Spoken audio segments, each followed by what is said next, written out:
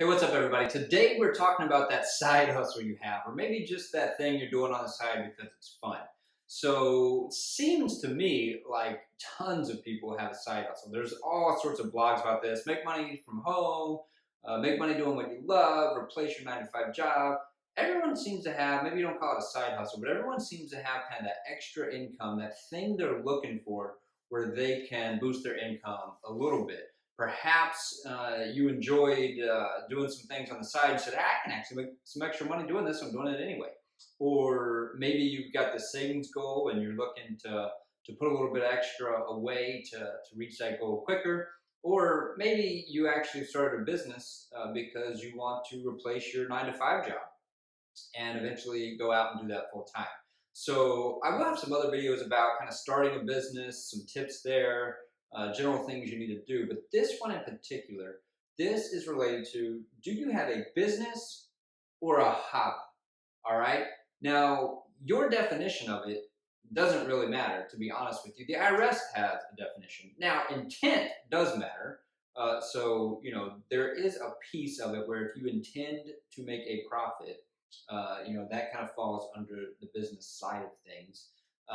But there's more factors than that. We're going to run through those right here. So, what's the big deal? Well, the big deal is the IRS, like I mentioned, has definitions of these. And real quick, not really the IRS, it's Congress. Congress writes law, which includes tax law. And the IRS is simply an agency that enforces and collects the tax from those laws. So, quick little nugget there for you. Don't blame the IRS. Blame Congress. They're the ones that write the laws. The IRS is just the agency that has been created, also in the law, to enforce the law for tax code. So there's your little extra benefit in this video. Now, again, business or hobby. The tax law has a definition for these. What's the difference? All right. Big idea difference.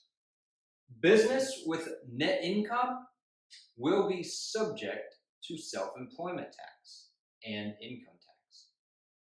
A hobby with net income will be subject to income tax, not self-employment tax.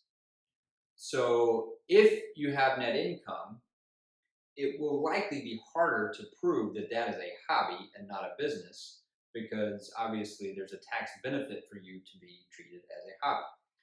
If you have a loss, which happens a lot of times in the first year or more of a business. So you take your income, $400, you take your expenses. I had expenses related to this of $1,000. I have a loss of $600. Business, you can deduct that $600. Because it's a loss, there's no self-employment taxes, but that $600 will offset any other taxable income you have and will therefore save you income taxes. Hobby losses are limited to the money made. So, same example, $400 of income, $1,000 of expenses to generate that income. You can only deduct 400. 400 of income minus 400 of expenses is zero.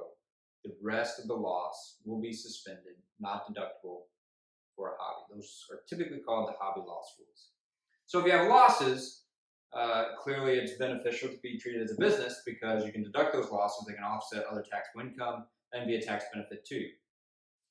So this is why this is important. So how does the tax code define the difference between a hobby and a business? Now, this isn't really a bright line test. Typically you can kind of tell, and you probably know from the beginning as well what it is for you. But again, we need to run through these things, make sure that we have a reasonable basis for how we're treating this when we file your tax return.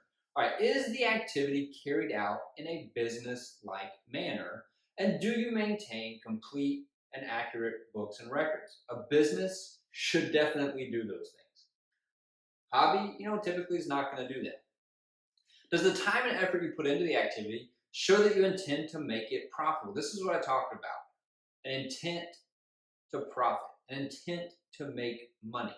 You might say, why would anyone set out without an intent to make money? Well, in a hobby, it's a hobby. You're not intending to make money. It may be a side effect or benefit of the hobby, but if you don't intend to make money, then it can't be a business because there's no intent to profit. And so, do the circumstances, does the reality excuse me, of the time and effort you put in show that you have an intent to make a profit? Do you depend on income from the activity for your livelihood? Business, you probably should. Hobby, probably won't.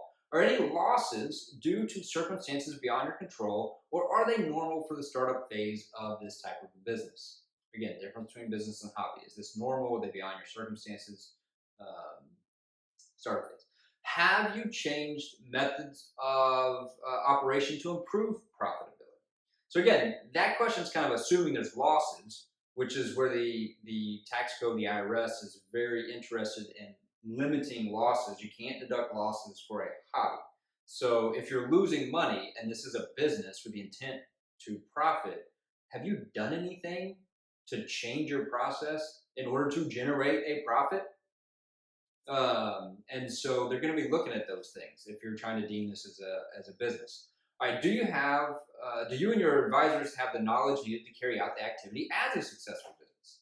If you're you know nothing about landscaping, but you're trying to carry out a business for helping your neighbors with their yard, it's probably not a business because you don't have the appropriate knowledge and expertise needed to carry this out as a business. Have you been successful making a profit in similar activities in the past?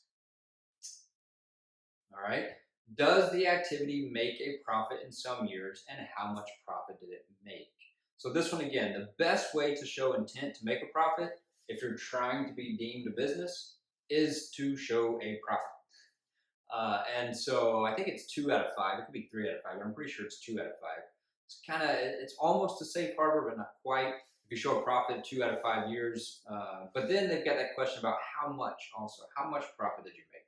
Because if you're just showing $100 of profit 2 out of every 5 years, 5 years, and then losses of thousands of dollars in the other three, it kind of looks like you only showed a profit to try to meet that business test so you could deduct the losses. So you don't want to do that. Can you expect to make a future profit from the appreciation of the assets used in the activity? So these are questions that the IRS puts out there that, if you were to get audited, these are what the auditor is going to go through. This is the facts and circumstances they're going to look at to determine whether or not you have a hobby or a business. I mentioned at the top of the video the benefits and limitations between each of these two things, mostly related to self-employment tax and limiting the deductibility of losses, also known as hobby loss limitations or hobby loss rules. So, if you missed that piece for some reason, go back to the beginning of the video. But that's why this is important. That's kind of the bottom line. If the IRS deems you a hobby, you can't deduct losses. If they deem you a business, you owe self-employment tax on any profits. So my name is Brad. I'm with Wooten CPA. The goal of these videos and my firm is to bring peace to your finance and tax responsibilities. I hope that I have done that in some small way in this video. Please subscribe to the channel, hit the bell so you're notified of other videos as they post. I have several up here. If you need any help with your taxes, please reach out to me. Thanks for watching the video.